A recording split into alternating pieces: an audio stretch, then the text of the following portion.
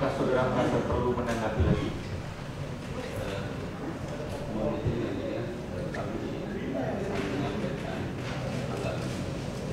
Tertulis juga, sebagaimana yang sempat saya sampaikan sidang yang lalu, jawab di awal kita selesai. Oh iya. Pemohon penetapan tersangka menentukan pemohon sebagai karyawan swasta Menteri yang terlalu sebagai berikut: A. Surat dari Direktur Pendidikan kepada Kepala Dinas Keuangan dan Pembangunan dengan 2022 yang merupakan objek perbuatan dalam penetapan tersangka termohon terhadap pemohon.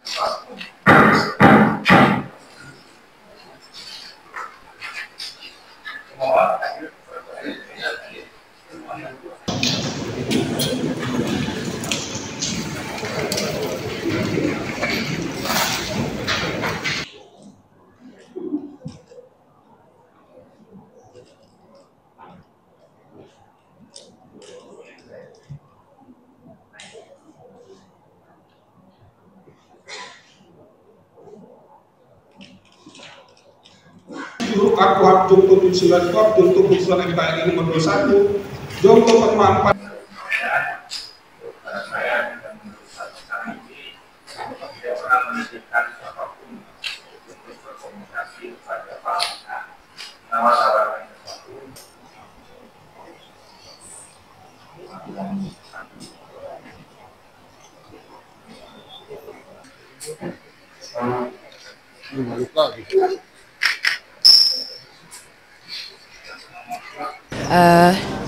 Pertama-tama saya mewakili keluarga dan keempat anak saya bersyukur hari ini bisa mengikuti sidang pra-peradilan. Tentunya kami dari keluarga sangat meyakini integritas dan hati nurani Mas Nadiem. Kami juga yakin bahwa proses hukum akan berjalan dengan baik dan dengan benar. Dan kami mohon dukungan dan doa dari teman-teman semua. Mungkin itu aja. Terima kasih.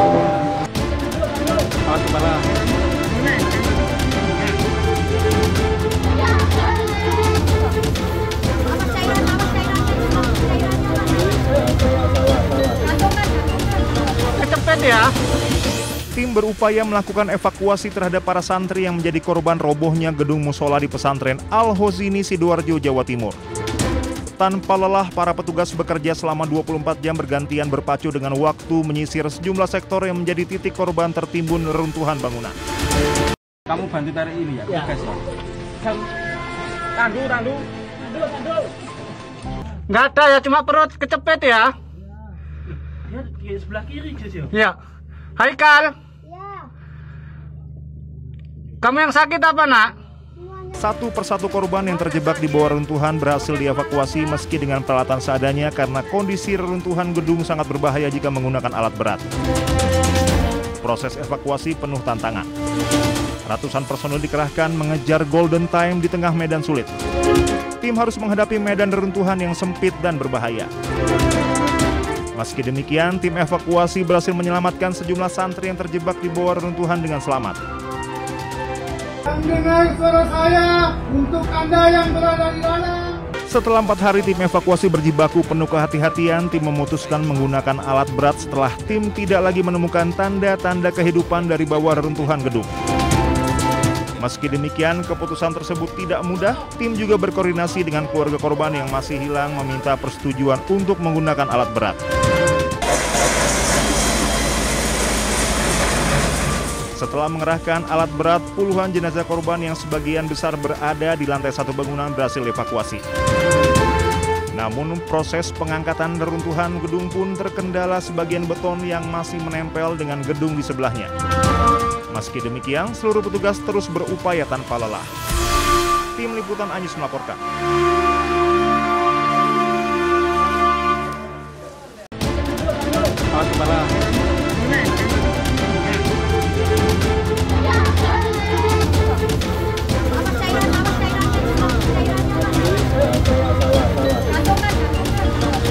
Ya. Tim berupaya melakukan evakuasi terhadap para santri yang menjadi korban robohnya gedung musola di pesantren Al-Hozini, Sidoarjo, Jawa Timur. Tanpa lelah, para petugas bekerja selama 24 jam bergantian berpacu dengan waktu menyisir sejumlah sektor yang menjadi titik korban tertimbun reruntuhan bangunan. Kamu bantu tarik ini ya? Guys, ya. Tandu. Nggak ada ya, cuma perut kecepet ya. Ya, di sebelah kiri, Jus. Ya. Haikal. Ya. Kamu yang sakit apa, Nak? Satu persatu korban yang terjebak di bawah reruntuhan berhasil dievakuasi meski dengan peralatan seadanya karena kondisi reruntuhan gedung sangat berbahaya jika menggunakan alat berat. Proses evakuasi penuh tantangan. Ratusan personel dikerahkan mengejar golden time di tengah medan sulit. Tim harus menghadapi medan reruntuhan yang sempit dan berbahaya. Meski demikian, tim evakuasi berhasil menyelamatkan sejumlah santri yang terjebak di bawah reruntuhan dengan selamat. Dengar suara saya untuk Anda yang berada di dalam. Setelah 4 hari tim evakuasi berjibaku penuh kehati-hatian, tim memutuskan menggunakan alat berat setelah tim tidak lagi menemukan tanda-tanda kehidupan dari bawah reruntuhan gedung.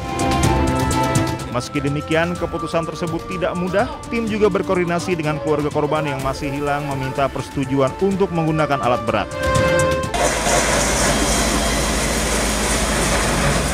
Setelah mengerahkan alat berat, puluhan jenazah korban yang sebagian besar berada di lantai 1 bangunan berhasil dievakuasi. Namun proses pengangkatan reruntuhan gedung pun terkendala sebagian beton yang masih menempel dengan gedung di sebelahnya. Meski demikian, seluruh petugas terus berupaya tanpa lelah. Tim Liputan Anyus melaporkan.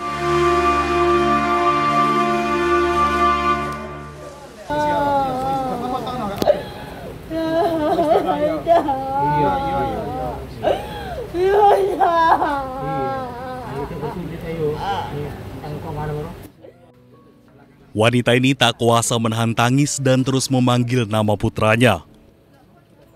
Ia tak percaya bahwa Daud Milal, putranya, turut menjadi korban tewas dalam musibah ambruknya pesantren Al-Qazini di Sidoarjo, Jawa Timur.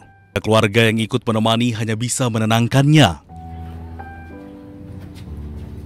Daud merupakan satu dari 3 korban tewas yang telah teridentifikasi oleh tim DVI Polda Jawa Timur. Bismillah, yakin saya. Ikhlas Pak ya, betul. Ikhlas untuk mengantar Milal, biarkan dia tenang. Kasihan juga kalau hidup Pak Cacat, kasihan juga. Terus biarlah, Allah lebih ngerti lah.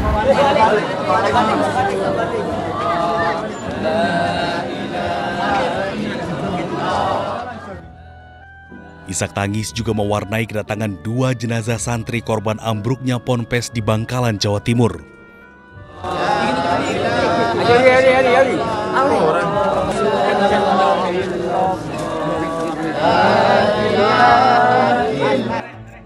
Isak tangis keluarga juga pecah saat melihat jenazah Nuruddin, korban musibah ponpes Al-Qazini. Almarhum Nuruddin kemudian disolatkan pihak keluarga bersama warga. Usai disolatkan, almarhum diantarkan ke tempat pemakaman untuk dimakamkan. Tim Liputan iNews melaporkan.